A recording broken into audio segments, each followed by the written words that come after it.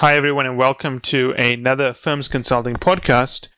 Today, I'm going to stick on the theme of discussing some of the really interesting findings and the feedback we're getting from clients in the consulting offer and how you can use the program. So I'm going to focus on Felix. Felix is, she's turned out to be quite popular in the program. I think most people are watching her videos, and I think most people should be watching her videos, because she is a very good candidate. That's not to say Sanjeev and so on are not as good candidates, but I think that Felix exposes you to more of the learning moments that I want our subscribers and our clients to pick up, right? So, Felix is a breakout performer. But she does make a few mistakes, nothing major. The great thing about Felix is she manages to very quickly reorient herself and pivot. But she makes one mistake in the cases that she cannot understand and fix in the session. She only makes one mistake like that. In 23 sessions, Felix is the kind of candidate who, if you tell her something is wrong, in 3 seconds she will be doing it correctly. So she's very sharp, right? But she makes one mistake, and I didn't put together a podcast about that mistake because I wanted to understand what drove that mistake before I could explain it. And a few seconds ago, I had a call with a client in Australia, and he made the same mistake. And I notice other clients are making the same mistakes. I want to talk about that mistake. That mistake, and this is important, I'll be pretty blunt about this, right? It's about following the advice written by associates who have zero clue what happens in a final round interview with partners versus following the guidelines given to you by, in Felix's case, Kevin Quine, the man who ran McKinsey's worldwide strategy practice. In my case, I was also a partner, maybe not as senior as Kevin, but still a partner. So let's just put this into perspective because it's quite important. You have Kevin, if you can listen to Felix's, I think it's session 20 or session 21, when she does her second and third round mentoring with Kevin, Kevin will tell her to do something. It's different from what Casebooks tells Felix she needs to do for a McKinsey interview. McKinsey interviews, according to all casebooks, always say you need a structure, you need hypotheses, and Kevin is asking for something different. So now what Felix does is, in the back of her head, she's got the casebook guidance, and on the other side, she's got Kevin, again, the McKinsey very senior partner, telling her what to do. And Felix is, in her head, she's rationalizing this and saying, okay, Kevin is asking me for this. The casebook is telling me to do this. I'm going to follow what the casebook is telling me to do. Now, I've seen that with other clients as well. I will ask them to do something. They will not do it, but they'll do what the casebook is asking for. Now, my question to you as a subscriber and reader, if you have a McKinsey or BCG partner, and fairly senior partners at that, who ran global practices, telling you to do a case in a certain way, why in the world would you follow the advice written by an associate or a business analyst? I'm guessing maybe there are some managers running case training firms, so I apologize if I'm not mentioning you as well. But my question is, why are you choosing to follow that advice when a senior partner is telling you to do something else? And he's not even asking you to do something difficult. He's just asking you, in the case of Kevin, these are the questions I want you to answer. Can you answer them for me? So let me give you an anatomy of such a case, right? So Kevin lays out a problem, right?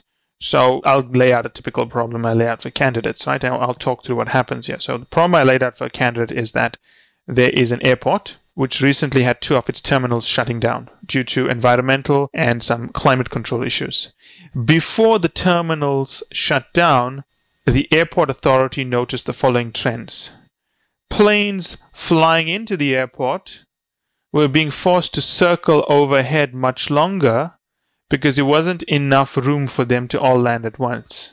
While that was happening, they noticed that outbound planes were being delayed because passengers were being delayed getting onto those flights, and those flights were leaving with more passengers not on board. I want you to infer what is happening and tell me the most important thing you need to analyze. And the candidate comes into the case and he kind of ignores me. Not deliberately, he's a nice candidate. And he then starts giving me a framework, and I say, hey, hold on, I don't actually want a framework. I want you to infer what is happening and tell me the most important thing to analyze, okay? He goes back, and then he starts asking me many questions, and I come back and I said, okay, that's nice, but I don't want questions. I want you to infer what is happening from the data I've given you and tell me the most important thing. And then he starts giving me hypotheses, and then I said, okay, that's nice, but I still want you to infer what is happening, and that's okay if it's an hypothesis, but you're not using the data I've given you. Now look at that sequence of events, right? I've told the candidate what I want, an ex-partner. He is ignoring that to follow a casebook that is written. I'm not saying there's anything wrong with the casebook, but a casebook can never list every single permutation and combination of the types of cases out there. And I have a candidate at Booth as well. I think he's at Booth, who has this trouble as well. Also a very nice candidate, right? I mean, I like talking to him all the time and so on. But he really struggles to understand this point that you have to follow what the interviewer is asking you to do. The casebook tells you what to do for a certain kind of case. But what if you don't face that case? People have this really annoying habit of saying a McKinsey case is always hypotheses framework first. Well, yes, a McKinsey case that's not hypotheses framework first, and it's actually one of the most popular styles of McKinsey interviews, especially, if you've made it past the first round. I'll admit, first round interviews usually done by engagement managers, associates, analysts. They follow the script in casebooks. But once you get past that, you're not going to succeed if you use those guidelines, because the way partners run cases are very different. And you got to ask yourself, why are you failing to get it? You got so close, you passed the first round, you dazzled everyone, but with the partner, you just didn't get any traction. Well, maybe you are following the casebooks too closely. Now, again, I don't know every casebook. I don't know every trainer out there, and I'm not saying there's anything wrong with what they're doing.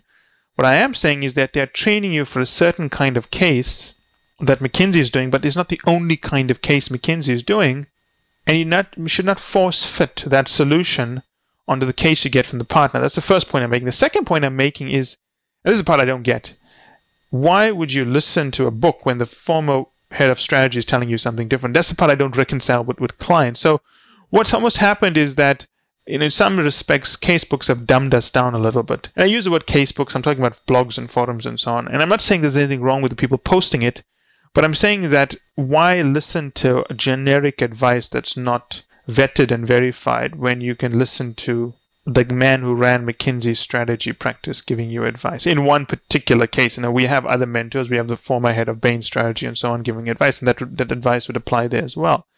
So it comes down to listening. It comes down to listening, because that's what everything rests on here. If you can go into the case, listen to what the interviewer is asking you, and follow the advice, you will be fine.